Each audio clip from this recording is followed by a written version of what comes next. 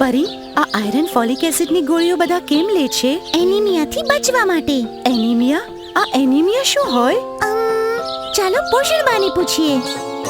દીદી અને પોષણબા, શું હોય છે એનિમિયા? કિશોરીઓમાં હિમોગ્લોબિનની ઉણપ કરાવે, શારીરિક અને માનસિક વિકાસમાં ખામી કરાવે, આંખોમાં અને ચામડીમાં તમને ફિકાશ દેખાય છે, ચક્કર આવે, થાક લાગે, શ્વાસ લેવામાં સમસ્યા કરાવે.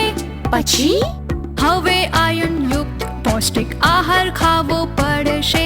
ગાજર, બીટ, લીલા શાકભાજી, અનાજ બધું ખોરાકમાં સામેલ કરવું પડશે. સંતરા, લીંબુ, આમળા જેવા. હવે તો વિટામિન સી પણ લેવું પડશે.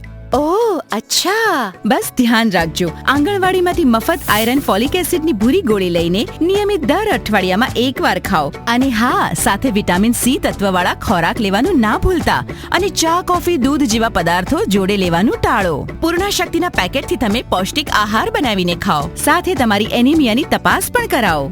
અને હા, રોજ કસરત કરવાનું ના ભૂલતા. સમજ્યા? દીદી અને પોષણબા, અમે એનિમિયાને સમજી ગયા.